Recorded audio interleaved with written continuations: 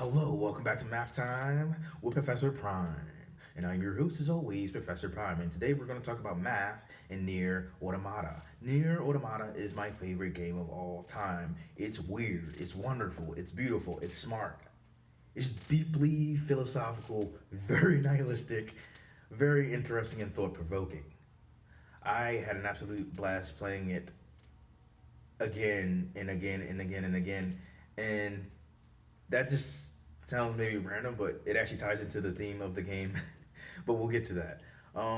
So with NieR Automata, it comes forth, or it came forth, is a result of a collaboration between Square Enix, an RPG giant, and Platinum Games, a combat expert. So like between this publisher and that developer, they came up with this beautiful game. And so what we're going to do today is we're going to talk about how math is used in NieR Automata, and just have fun with it. We're going to talk about how math is used in the gameplay, how it's used in the story, how it's used in the production, the development, how it's used from a player's perspective in the game, and around the game. And throughout all of it, I'm going to be talking about my experiences with NieR Automata and how it's impacted me and just how much I enjoy it and how awesome it is. Like, I'll be doing all of that shamelessly so. But before we get too far into it, you should know there are going to be spoilers. What kind of spoilers? You should assume that there are going to be all of the spoilers. Because I am just going to go in with this game here, right? I'm just going to go absolutely in. So if you haven't played the game or you haven't completed the game, you should probably avoid this video until afterwards if you care about spoilers. If you don't care about spoilers or you've already played the game, then have at it. Whatever the case may be, if you do end up watching the video, feel free to discuss it. Feel free to discuss math, gaming, NieR Automata. I like talking about all of those things.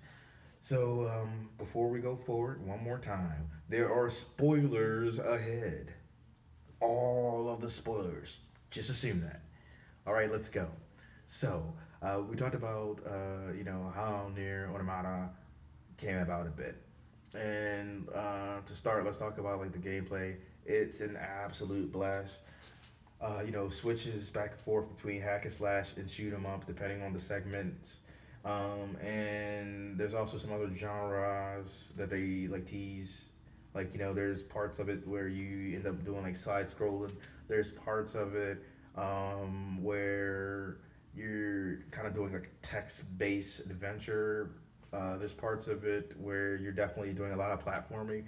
There's so many things that this game has, and it's absolutely brilliant. And so let's start with the combat and kind of like use that to talk about like the other elements of the gameplay. I feel like it'd be a good start. So with the combat, right? Like I feel like it's easy enough to do it. I feel like it's hard to like master. So the idea is, you have different types of attacks and different types of weapons that you could use. So as far as the attacks go, you have, your strong attack, or your heavy attack. You have your light attack or fast attack. You also have use of uh, a thing called a pod within the game, and that allows you to do the shooter side of things in regular combat. And with that, you can make modifications later on, but we'll get into it. And so the main combat is you having the ability to do those plus like evading. And if you're evading and your timing is good enough, you can get invulnerability for a limited amount of time, and you can launch a pretty brutal counterattack, dealing more damage. And there's math and all of that, right? So you have like a certain amount of attacks and all that, and you have different weapons that you could do. Like you have your heavy swords, your light swords, your bracers or gauntlets, and you have your spears as well. And so there's some variance in that gameplay, and you could assign, yeah, like two at once. so that you can alternate between this weapon and that weapon, and you can experiment and try different combos throughout the game. But the idea is like just on the base level, there's a lot of math in this combat. Because the idea is right, like you only have so much health. Your opponent only has so much health, and your job is to take them down. So you have to deplete their health, right? You have to deal enough damage, and ideally not take any. And there's a lot of math in that, and also like how it's displayed. And you could easily enough see like your health and where you're at and all that. But like you need a modification to see the enemies. But like that's part of the modification, and we'll get to that too. But the idea is just like in basic combat, that's something that you'll have to do. And then there's like more shooter oriented segments, as well as like hacking segments where like it's pretty much uh, for the shooter part you're in a mech, and the situation might be different, but like a lot of attacks at your disposal are kind of the same or like similar enough. So it's like you'll have to adjust to being in that situation and keep an eye on the damage that you're taking and dishing out. But you don't have to make too much of a jump as far as the basic controls are concerned. uh, but anyway, yeah. So as far as the combat is concerned, right? Like there's a lot of math in that. You could do different combos. You can string them together.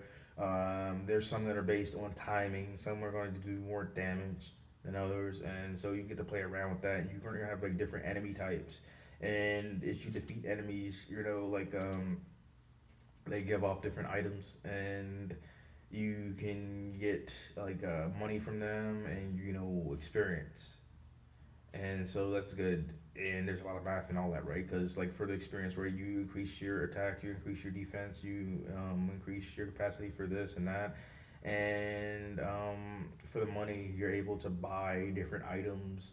You're able to buy different chips, and some of those items, like maybe some of them will help you recover health. Maybe some of them give you a temporary boost.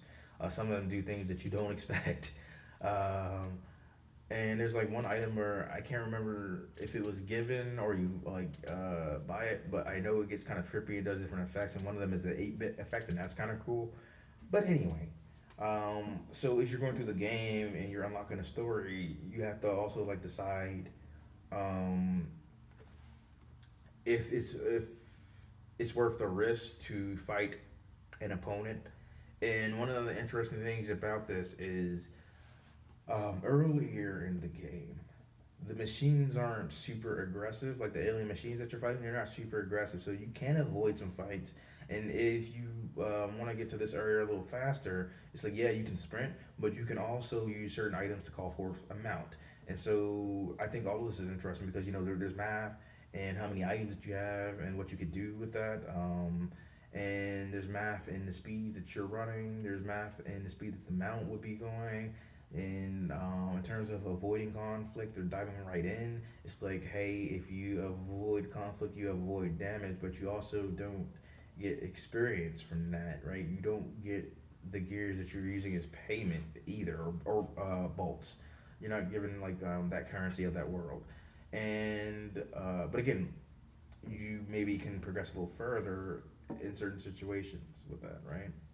Um, but at the same time, if you fight and you win, you get more options to deal more damage, to get more items, and that might help you progress in the story a little further. Now, in one case that I found interesting, is right like some areas you'll have a problem getting to or they're not ready yet, but sometimes you'll find yourself in an area where if you're not careful, you will be screwed. Like there was this, I remember it vividly. First time I'm playing, there's these giant like machines, like these Goliath machines, and my level wasn't high enough to really deal that much damage, and I was definitely taking a lot. And also, that's worth saying that there's a lot of math in that, right? Because like you get higher up, you deal more damage, you take less damage. But anyway, so I go fighting these machines because I'm like, hey, I'm gonna do it. I can counter. I'm quick enough, and I was quick enough to avoid a lot of damage. But these machines, they also like replicated, so it's like it was wild, and it did not go well for me the first time. And I realized that the level gap was crazy. So like later on, I go back to the same area. Like it was kind of like the Coliseum area, and later on, like my level's much higher, and I'm actually able to deal damage. But it's still not like it's not a slaughter on my end. You know what I mean? Like it's still tough to beat them, and so I'm staying at it. I'm going at it for like maybe 20 minutes. And I finally get these Goliaths or Goliaths. I don't know how you want to say it. I finally get these Goliath machines um, down like pretty low, like less than a quarter health. And hey, yeah, if I keep on going, then I'm gonna win. I'm doing a good job of like staying alive and avoiding damage. But then I got one of the few glitches that I've had in that game where it froze. The machine froze. Well, my my console froze, and I had to start things over. So you know what? I just kept on playing the game, and later on went back and curb stomped those machines, and that felt good. But it was painful when my game froze. But anyway, I talked about like the gameplay a bit and how Math was using that. But that was mostly about the combat, right? So it's used in other ways too, because right, you have your environment and you're like going across that environment, and there's a lot of like platforming segments. So you have to have a good sense of where your character is and where the section of the platform is that you're jumping to, or like if it's some puzzle that you're solving, you have to have a good sense of where this is and that is and what you need to do. And there's a lot of like math that comes into play in this game, like right. There's math in the geometry, of course. There's math in the physics. There's math and all that. So it's pretty cool. And there's a lot of math in the story, like right because for starters, there are 26 endings in this game, right? 26. There's five main endings, and 21 alternate endings. And you didn't hear me wrong. Five main endings. I want to get to that too. So like this game, right? There's so much math in it, so much philosophy. It's a beautiful thing.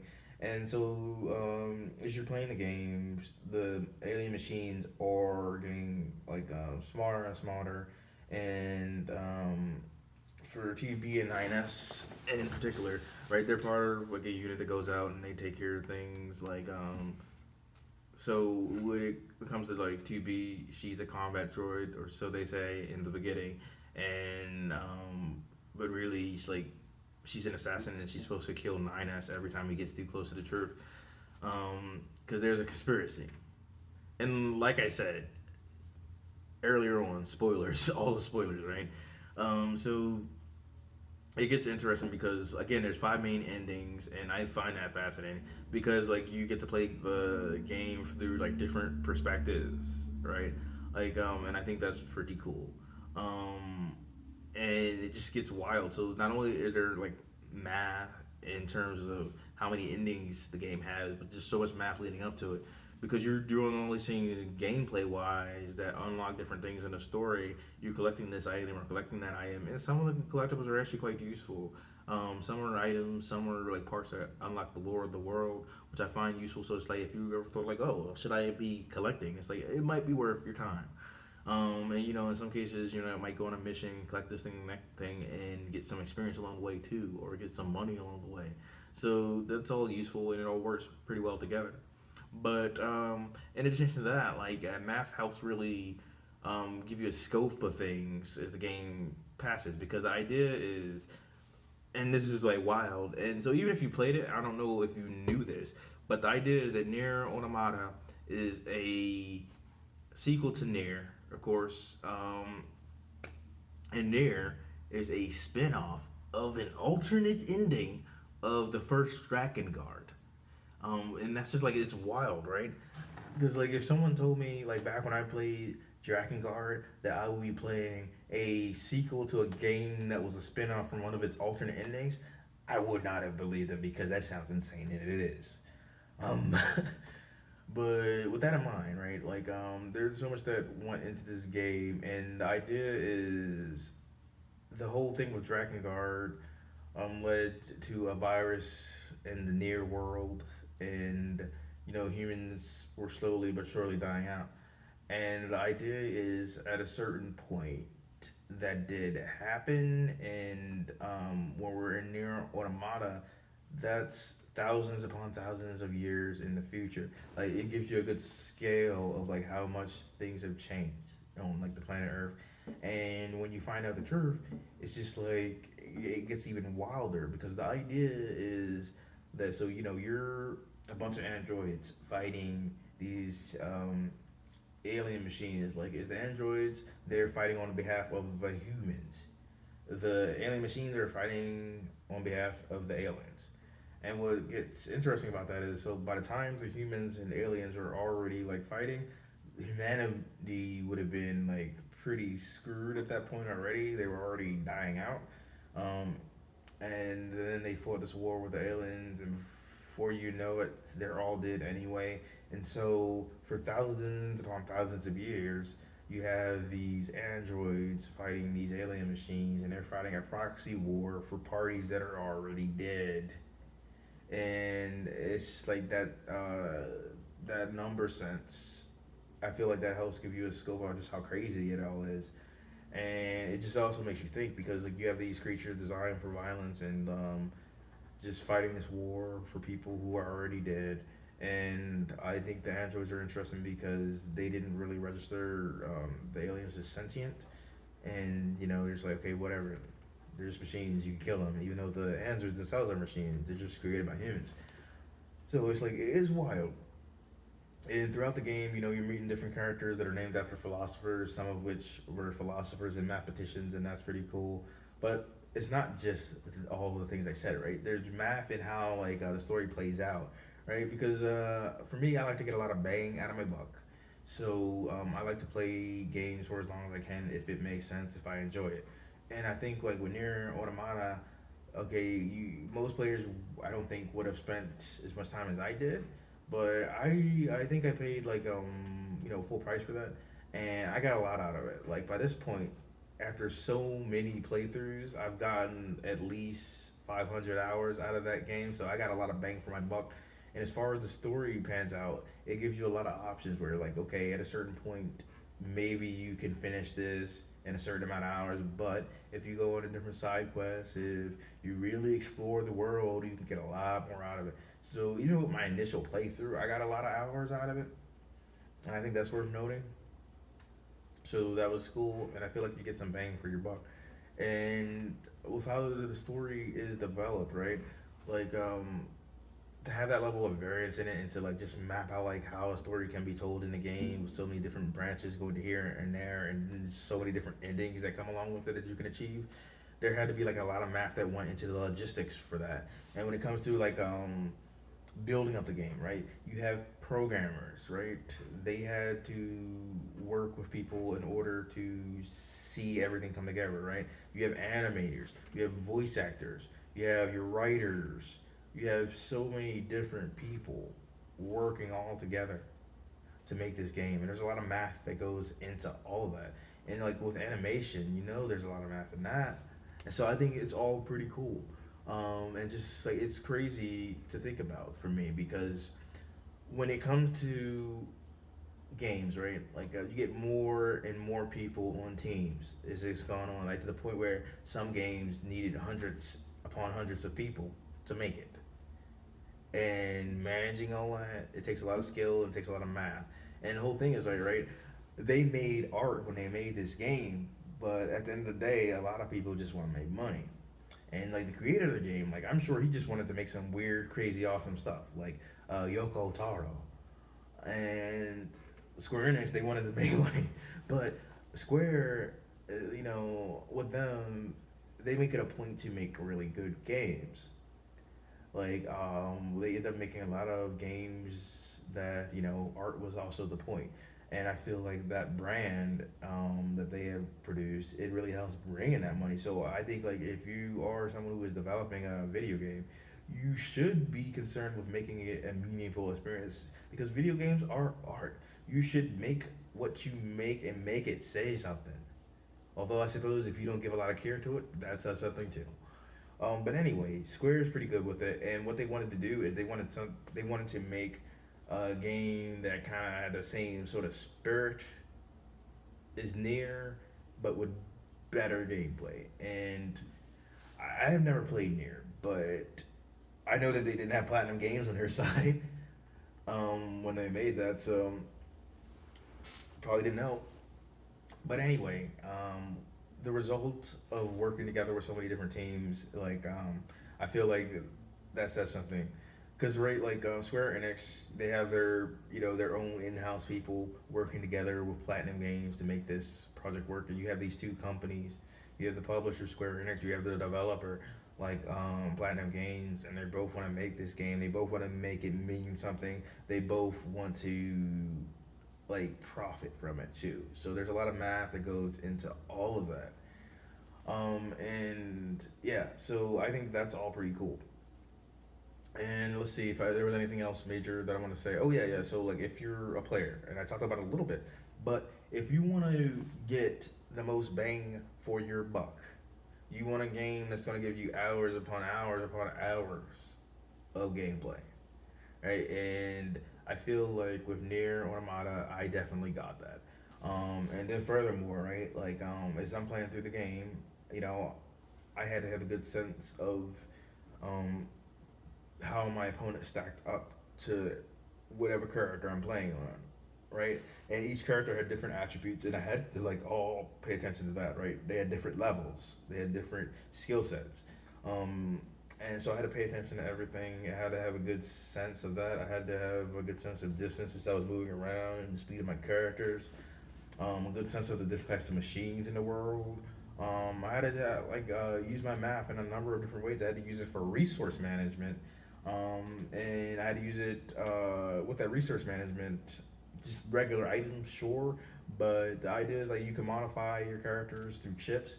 And so it's hey, I'm accruing different chips in the game. Some of which I got by defeating opponents. Some I got from buying them, or just finding them. And either way, I gotta look at which chip gives me some good advantages. There's some that will give you give you a way to display health for your enemy, which is useful, right? Because you get less guesswork, right? Or at the very least, you get something a little bit more precise that you could use, because you could have a good sense of the damage that you're doing against your opponent without the health, but it's a little harder to gauge if you're not careful. And so you can get stuff like that, but you can get things that also boost your attack, boost your defense, boost your hacking abilities, boost your health. So there's a lot that goes into that, and a lot of math in all of it. And for me, like I said, I got somewhere out like 500 hours between multiple playthroughs. But even with the first playthrough, I got 200 hours out of the first playthrough. And I did all the five main endings, and it was just it was a wild journey. Every time I thought it was going to end, it didn't. But it just kept on going. It kept on being more awesome. That game is so cool. You start off and it's just action. It just throws you in it, and it's just it's wild. I can't express it enough. And I hope I've been doing that justice, because I had an incredible experience with this game. And I think looking at the math and how it's used in it, I feel that enhances the game for me. But yeah, so for a while I just said NieR Automata was one of my favorite games, but I definitely have said that it is number one, and that's really cool because for a while I think it was hard for me to say if I had a number one game. I would have said in the past maybe Metal Gear Solid or Devil May Cry, somewhere like that, and that's kind of alternated over years. But NieR Automata, I think even before I officially declared it number one, it was number one. I feel it just got at me and just didn't let go. And for me, not only is it a fun game to play, but it's deeply philosophical. It really makes you think. There were points where I'm I already think about some grim stuff sometimes, so maybe I need to take a break. But it was so awesome, I'll figure it out. But yeah, so NieR Automata is a fun game. There's a lot of math in it. There was a lot of math that went into making it. There's a lot of math that goes into playing it. And it is my favorite game of all time, and I had an absolute blast. If you've never played it, you should do yourself a favor. You should play it. And if you have, you should play it again. That being said, I'll see you in the next one. Professor Prime out.